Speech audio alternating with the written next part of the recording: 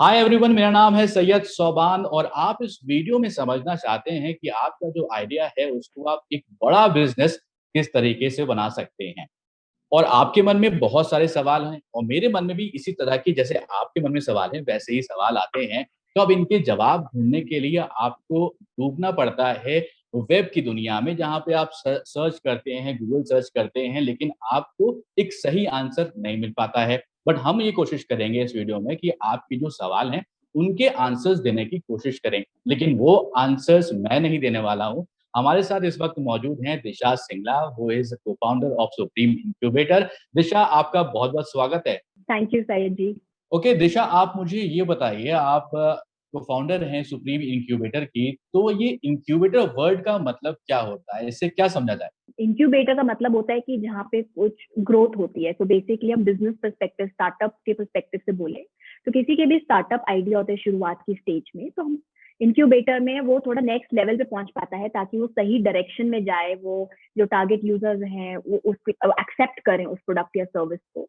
And और भी जो एक्स्ट्रा हेल्प चाहिए होती है, फाइनेंस रिलेटेड चाहिए होती है हेल्प, मार्केटिंग से रिलेटेड हेल्प चाहिए होती है, फंडिंग से रिलेटेड हेल्प चाहिए होती है। तो ये सब डिफरेंट काइंड ऑफ हेल्प मिलती है स्टार्टअप को लॉन्च करने में। तो हम बेसिकली मेंटर्स के साथ कनेक्ट करते हैं स्टार्टअप फाउंडर्स को। जैसे बहुत बार होता है कि जो बहुत एक्सपीरियंस लोग होते हैं, जो सक्सेसफुल स्टार्टअप ऑलरेडी लॉन्च कर चुके हैं, 12 10 20 साल उनका एक्सपीरियंस होता है, तो वो लोग मेंटर करते हैं स्टार्टअप को ताकि वो सही डायरेक्शन में जाए।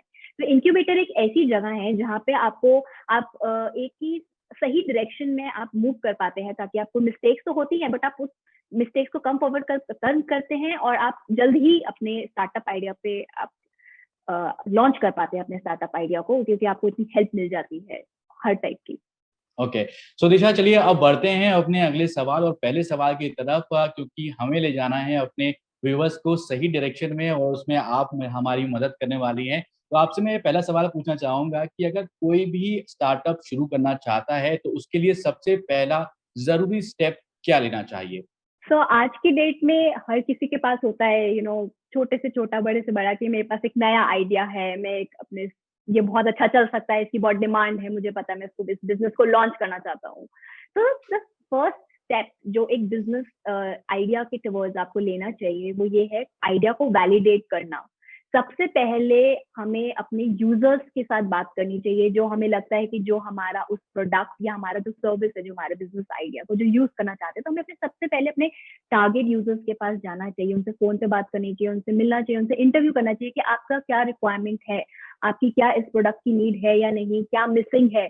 तो इसके बहुत पर्सपेक्टिव होते हैं कि कई बार यूजर्स को पता भी नहीं होता कि उनको किसी प्रोडक्ट की रिक्वायरमेंट है या नहीं। फॉर एग्जाम्पल, जब एप्पल फोन आया था तो उस टाइम सबको नहीं पता था कि उनको एप्पल फोन की रिक्वायरमेंट है, बट धीरे धीरे वो प्रोडक्ट इतना अच्छा था तो वो यूज करने लगे। बट कुछ चीजें होती है जिनमें लोगों को रिक्वायरमेंट होती है, नीड होती है, एंड लोग ये बताते हैं कि हमें इस चीज की नीड है और जो एग्जिस्टिंग सर्विसेज है वो इतना क्वालिटी नहीं मीटअप कर पा रहे हैं। तो आप इस टाइप की अलग अलग क्वेश्चन इंटरव्यू करें अपने यूजर्स के साथ, और आप बताइए कि आपके पास क्या आइडिया है, क्या आपका उस आइडिया को उनका क्या फीडबैक है। तो आप कुछ 100 100 200 300 लोगों से शुरू में बात करिए और फिर उस अपने आइडिया को ट्विस्ट करिए और फिर दोबारा अपने टारगेट यूजर्स के पास जाइए।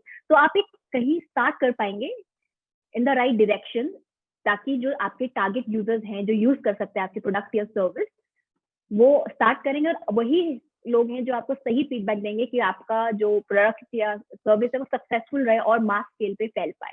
ओके, सो दिशा, अब अगले सवाल की तरफ बढ़ते हैं। अब हम आपसे जानना चाहेंगे, देखिए बहुत सारे सर्टिफ़िकेशंस की ज़रूरत होती है, रजिस्ट्रेशंस की ज़रूरत होती है।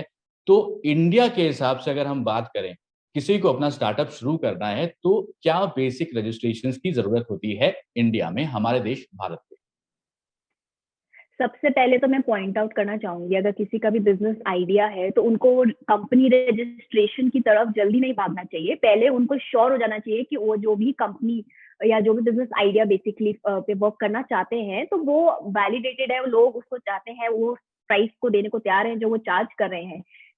तो फर्स्ट स्टेप वही होगा कि आपके पास कुछ यूजर्स है। शुरुआत में हम फ्री यूजर्स रखते हैं, फिर बाद में पेड यूजर्स आने लग जाते हैं। तो जब आप श्योर हो जाते हो अपने प्रोडक्ट के बारे में, तभी आप ये स्टेप लीजिए कि आप अपनी कंपनी को रजिस्टर करें, क्योंकि बहुत लोग हम देखते हैं कि कंपनी वो रजिस्टर करने में जल्दी कर देते हैं, देन बाद में रियलाइज करते हैं कि वो सही आइडिया, इतना मार्केट उसके लिए नहीं थी या आप रेडी नहीं थी।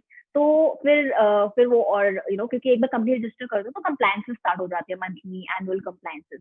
This is the first step कि आप श्योर हो अपने आइडिया के बारे में, अपने यूजर्स के साथ आप टेस्ट करके और आपने कुछ पेड यूजर्स शुरू में लेकर कि आप अपने आइडिया के लिए कॉन्फिडेंट, अपने मार्केट के लिए थोड़ा बहुत कॉन्फिडेंस है, सो दैट आप देन अपना स्टेप लीजिए कि आप अपनी कंपनी को रजिस्टर करिए।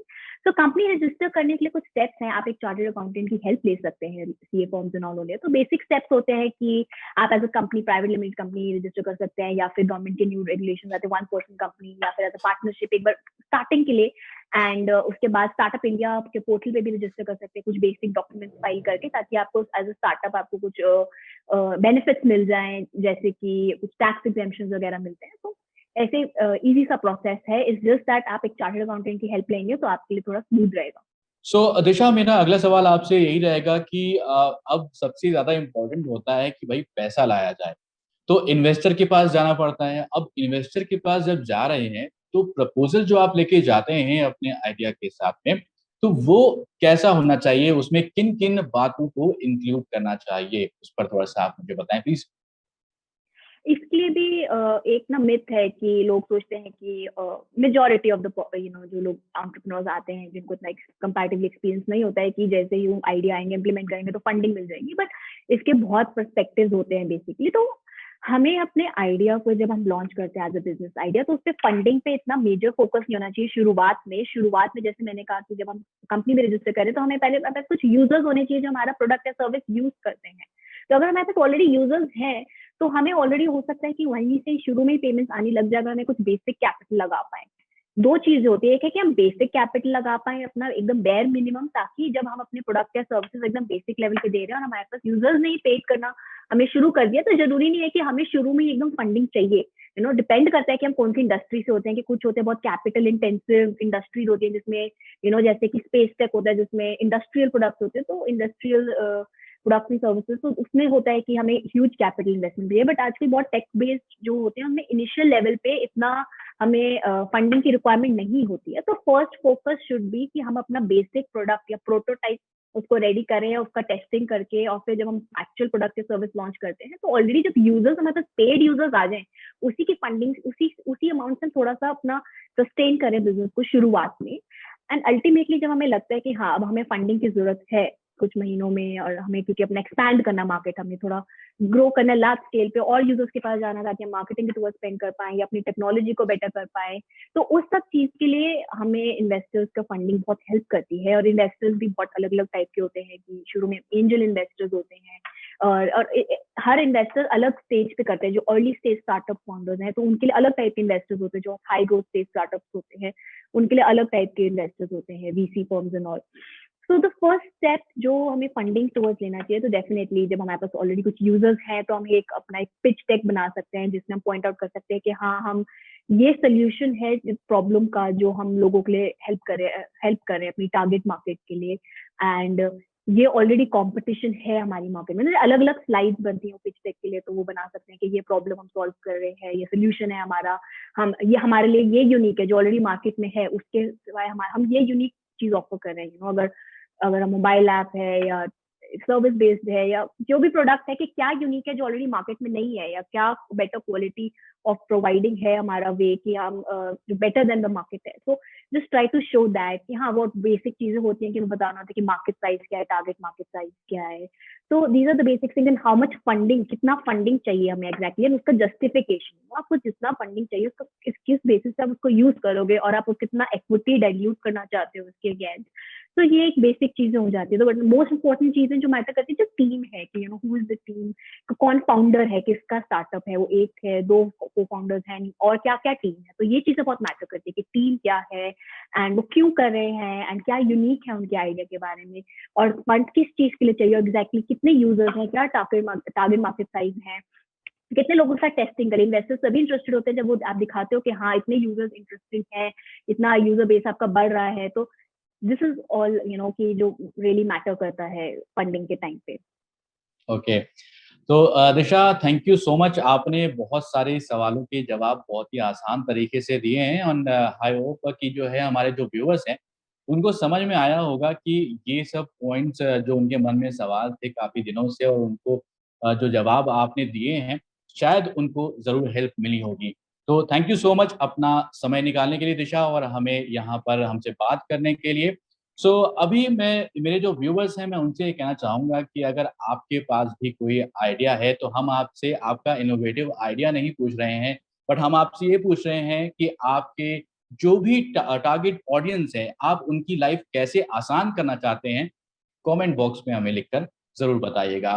फिलहाल और साथ-साथ एक बात और कह दूँ यहाँ पर दिशा, मैं आपसे भी यहाँ पर पूछूँगा कि बहुत सारे सवाल और भी बचे होंगे और तो मैं इसलिए यहाँ पर व्यूअर से कहूँगा कि जो भी सवाल हैं, वो आप हमें कमेंट बॉक्स में लिखकर बताइए और हम दिशा से फिर से रिक्वेस्ट करेंगे कि वो हमारे साथ फिर से एक बार जुड़ें और फिर हम फ्यूचर में इसी तरह का एक वीडियो बनाएँगे, जहाँ पर आपके सवालों को कॉम्पैक्ट करके दिशा से उनके आंसर्स लेने की कोशिश करेंगे। Thank you so much Disha once again for joining us. Bye bye.